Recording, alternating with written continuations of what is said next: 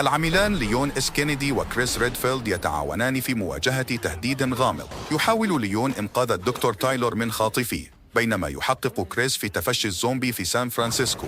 يتعرضون لمخاطر عدة ويكتشفون أسراراً مروعة تتعلق بتجارب علمية سابقة على البشر. اليوم سنلخص قصة فيلم Resident Evil Death Island. في بداية حادثة تدمير راكون سيتي، قامت شركة أمبريلا بتعيين أعضاء من شركة عسكرية خاصة للمساعدة في إجلاء كبار المسؤولين التنفيذيين والمسؤولين الحكوميين في أمبريلا. تم نشر الوحدة السادسة المكونة من 10 أعضاء يتكونون من كارل وجي جي وديلان بليك و7 آخرين في المدينة لإخراج المسؤولين المتبقين الذين ما زالوا محاصرين بداخلها. وقد وصلوا خارج الحدود، حيث يمنع جنود USS المدنيين من الهروب ويسمحون للمسؤولين بالمغادرة بحرية. تتقدم الوحدة في عمليتها ولكنها تعاني من هجوم الزومبي، وكان جي جي وديلان هما الوحيدان اللذان بقيا خاليين من الإصابة بتي فيروس. يتصل جي جي بالمقر الرئيسي لطلب الإخلاء للحصول على رعاية طبية فورية، ولكن يطلب منه عزل بقية الوحدة وانتظار المزيد من الأوامر، الأمر الذي يصدم جي جي ويغضب ديلان. بينما ينتظر الاثنان، يأمر المقر الرئيسي الاثنان الناجين بتصفية المصابين، وعندها فقط سيأتي الإخلاء. يتجادل ديلان مع جي جي حول أخلاقيات القتل الرحيم لرفاقهم، وهو ما يبرره الأخير كضرورة. وبينما كان الاثنان يتصارعان على البندقية، قام الجنود المصابون بتحطيم النافذة الفاصلة. نجح جي جي في استعادة السيطرة على البندقية والدفاع ضد الحشد مع انبطاح ديلان، متوسلا جي جي بالتوقف. نحن الآن عام 2015 في سان فرانسيسكو، حيث تم تكليف عميل DSO ليون سكوت كينيدي بإنقاذ الدكتور أنطونيو تايلور واحتجازه بعد أن قام مهندس الروبوتات الرئيسي ببيع معلومات سرية إلى كيانات أجنبية خارج الولايات المتحدة الأمريكية. عندما علم قسم شرطة سان فرانسيسكو بموقعه، قام بنشر قوات سوات لاستعادته، لكنهم تعرضوا لنيران من مجموعة مجهولة تختطف تايلور وتنقله في شاحنة. يتم إرسال ليون لاعتراض عملية الاختطاف واستعادة باحثي داربا. لاحظ ليون الشاحنة وطاردها على الطريق السريع، وسرعان ما تعرض للمضايقات من قبل سائقة دراجة نارية تعمل مع الخاطفين. وعندما يدخلان النفق، تحرر الفتاة السيارات من الشاحنة، لكن يتفاداها ليون. تنتهي المواجهة عندما تقفز الفتاة على دراجة ليون النارية وتسحب الكوابح، مما يلقي بليون متدحرجا على الطريق، وخسر دراجته التي كان يحب. سائقة الدراجة النارية بدون خوذتها، والتي تم الكشف عن أنها ماريا غوميز. على شاطئ سان فرانسيسكو، اكتشف المدني ويليام غانر جثة حوت جرف إلى الشاطئ. وصلت كلير ريدفيلد للتحقيق، وحددت نطاق العضة وقوتها أكبر من أن تكون سمكة قرش، وللتأكد من ذلك أخذت عينات من الحمض النووي وأعادتها للتحليل. في الآونة الأخيرة ابتليت سان فرانسيسكو بسلسلة من جرائم القتل المرتبطة بمرض أكل لحوم البشر. جاءت جيل فالنتاين بمفردها للتحقيق في أحد المنازل، تعثر على جثة امرأة، وأثناء بحثها يهاجمها زومبي. تلقي بنفسها والزومبي من الطابق العلوي لتستقر فوقه وتقضي عليه. اقتحم كريس ريدفيلد المنزل مع فريق سوات ووبخها بسبب سلوكها المتهور. تم تطهير المنزل وأخذ الجثة لمزيد من الفحص والتحليل. بعد ذلك قام كريس بزيارة مستشارة BSAA ريبيكا تشامبرز، التي أبلغته عن الحالات 12 للعدوى الغامضة التي ابتليت بها المدينة. يتم تحديد أن جثة الشخص المصاب تحتوي على سلالة متقدمة من تي فيروس، والتي لا يمكن أن تنتقل عن طريق الهواء أو اللعاب، ولا توجد عليهم آثار عض. وعندما يعض أحدهم شخصا آخر، لا يتحول لكن يتوفى متأثرا بجراحه. بالإضافة إلى ذلك، كان لدى جميعهم علامات إبرة على أجسادهم، مما يشير إلى وسيلة مباشرة للعدوى. يشكو كريس لريبيكا بشأن تهور جيل المستمر، الذي تفسره ريبيكا أن أفعالها المتهورة هي نتيجة شعورها بالذنب والرغبة في التكفير عن أفعالها في كيجوجو قبل 6 سنوات. بعد محادثتهما، قام كريس بزيارة جيل في ميدان الرماية، وأعرب عن رغبته في منعها من المشاركة في العملية بسبب مخاوفه المتزايدة. لكن جيل ترفض هذه الفكرة بشدة، وتروي جيل السنوات التي قضتها تحت سيطرة ويسكر، وكانت تحاول قتل أصدقائها رغما عنها. يخبرها كريس عن بيرس نيفنز الذي وضعه تحت جناحه في غياب جيل، والذي ضحى بنفسه لإنقاذه.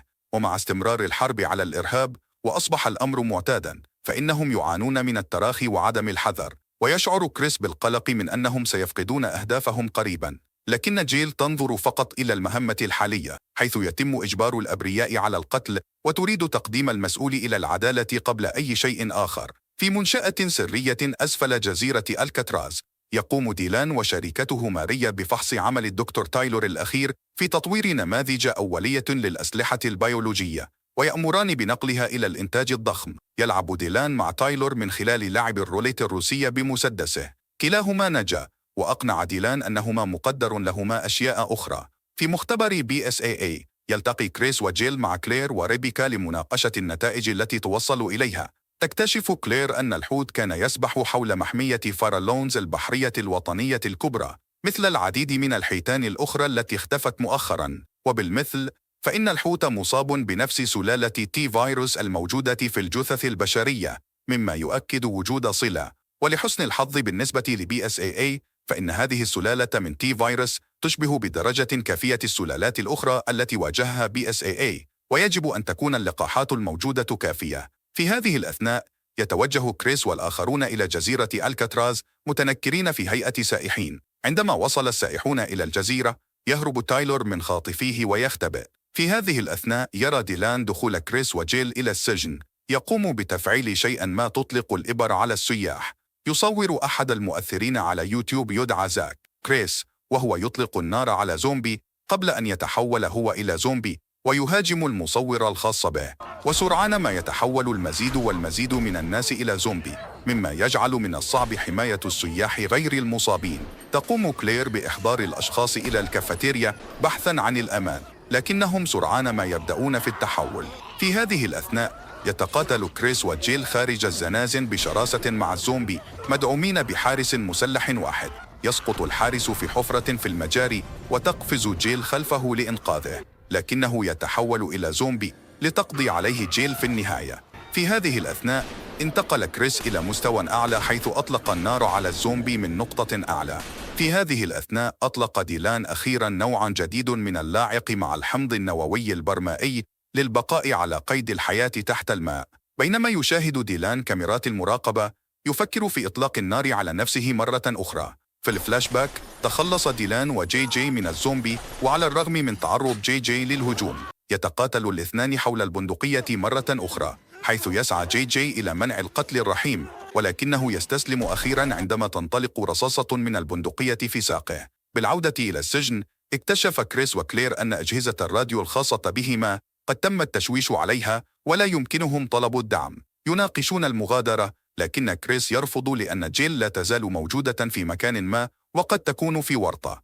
خلال هذه المحادثة، وجدوا الناجي الوحيد المتبقي، توني ديفيس. في هذه الأثناء، تواصل جيل استكشاف المجاري، حيث تدخل فجأة في قتال مع ليون الذي اعتقد أنها غريبة، ولكنهما يتعرفان على بعضهما البعض. يواجه الاثنان في البداية سائحين زومبي، لكنهما قتلا على يد لاعق. يظل ليون صامتا على أمل ألا يشعر بهما اللاعق، لكنه يمر بجيل وينتبه لهما.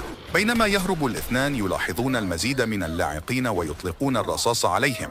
ولإنهاء الأمر بسرعة، يقضي عليهم ليون بالمتفجرات. في الطابق العلوي، يذهب كريس وجيل مع ديفيس الذي يستفز كلير بشأن تصرفات تيرا سيف المثيرة للجدل في حادثة مطار هارفارد فيلد. بينما تكون كلير مشتتة، يغادر ديفيس ويتعرض لهجوم من قبل زومبي، ويعاني من إصابة طفيفة، ولكن لا تظهر عليه أي علامة على الإصابة. أثناء التقدم في النفق، يستشعر ليون لتيار هوائي. يكسر ليون الجدار ويكشف عن مدخل سري يأخذهم هذا إلى المنشأة التي تحتضن فيها يراقات اللاعق. في السجن، يتم وخز عائلة ريدفيلد في رقبتهم بواسطة طائرات بدون طيار، مما يؤدي إلى إعاقتهم. يحاول ديفيس الركض، لكن ماريا حاصرته. بالعودة إلى المدينة، تكتشف ريبيكا أن ليون يعمل أيضاً على القضية المتعلقة بألكاتراز، وتتواصل مع هانيغان الذي يخبرها أن شخصاً ما اخترق خادم وزارة الدفاع وسرق معلومات حول قضايا الإرهاب البيولوجي السابقة التي يرجع تاريخها إلى راكون سيتي، والتي تشمل كريس وجيل وليون وكلير. نظراً لعدم وجود اتصال مع الفريق لمدة ساعتين، قررت ريبيكا الذهاب مع فريق سوات إلى الجزيرة مع اللقاح الذي تم إنشاؤه حديثاً. بينما يقوم ليون وجيل بالتحقيق في مستودع الأسلحة، يكتشفان مخططات لطائرات البعوض بدون طيار التي تصيب الناس.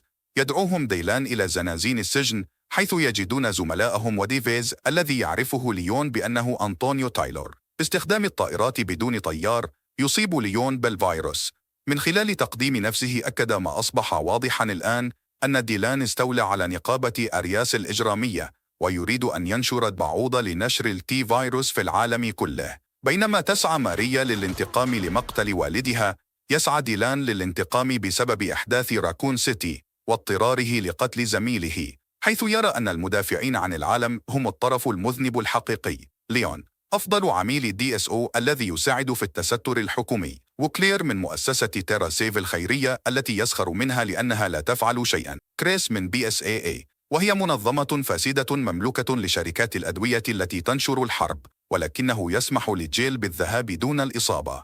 في هذه الأثناء أطلق ديلان النار على أنطونيو، تهاجم ماريا جيل، ويرمي ليون قنبلة ضوئية ليمنح جيل فرصة للهرب. قتل فريق إنقاذ ريبيكا على يد قرش أثناء عبورهم إلى ألكاتراز، على الرغم من نجاحها في جلب اللقاحات إلى المنشأة. يبدأ ديلان بإطلاق البعوض، ويخبر ديفيس كلير كيفية اختراق كمبيوتر ديلان وإيقاف العملية. في هذه الأثناء تتجه جيل خلف ديلان وتلتقي بريبيكا ومعها اللقاح، وتخبرها بالإسراع لإنقاذ الفريق. بعد أن تعالج ريبيكا الآخرين، تهاجم ماريا ليون، وبعد مواجهة طويلة تم دفع ماريا إلى عارضة معدنية وتم خوزقتها. في هذه الأثناء تواجه جيل ديلان الذي يصيب نفسه بالعدوى ويسقط للخلف في الماء، ليظهر كوحش عملاق بعد أن اندمج مع ميغالودون. يقاتل كريس وكلير وجيل وريبيكا وليون ديلان، ولكن حتى مع استخدام قاذفة الصواريخ فإنهم يواجهون مشكلة. يأمر ليون كلير وريبيكا بالتوجه إلى أجهزة كمبيوتر ديلان لوقف إطلاق الطائرات بدون طيار. استولى ليون على شاحنة الوقود، فصدم ديلان وألقى قنبلة لجعلها تنفجر، ولكن هذا لا يقتل ديلان. بينما تتمكن كلير من الوصول إلى أجهزة كمبيوتر ديلان، يتعرض الآخرون للضرب من ديلان، مع إمساك جيل لبندقية بلازما من الجيل التالي. يستقل كريس وليون سيارة جيب لإلحاء ديلان أثناء شحن البندقية. على الرغم من نجاح جيل في إطلاق النار، إلا أن ديلان لم يقتل على الفور واستمر في هياجه. في هذه الأثناء سيطرت ريبيكا على الطائرات بدون طيار، وبدلاً من إغلاقها أمرتهم بإصابة ديلان بكميات هائلة من التي فيروس. يبدأ ديلان في التدهور والضعف الشديد. تشتت جيل انتباه ديلان لمنعه من الهروب، مما يمنح ليون وكريس وقتاً لإعداد صاروخ آخر. تحمل جيل حقيبة مليئة بالمتفجرات، وتسمح لديلان عمداً بإمساكها حتى تتمكن من إدخال الحقيبة في فمه، وتسبح بعيداً. وأطلق ليون وكريس الصاروخ على الباب لينزل فوقه وتنفجر حقيبة القنابل. مع رحيل ماريا وديلان، يلتقي الخمسة على سطح الجزيرة حيث ينتظرون مروحيات الإنقاذ. يهنئ كريس جيل على جهودها، وهو سعيد بعودتها إلى سابق عهدها. إلى هنا ينتهي الفيلم، فما رأيك؟ اكتبه في التعليقات، ولا تنسى الاشتراك والإعجاب. إن كنت من محبي لعبة Resident Evil، أخبرني بذلك. إلى اللقاء.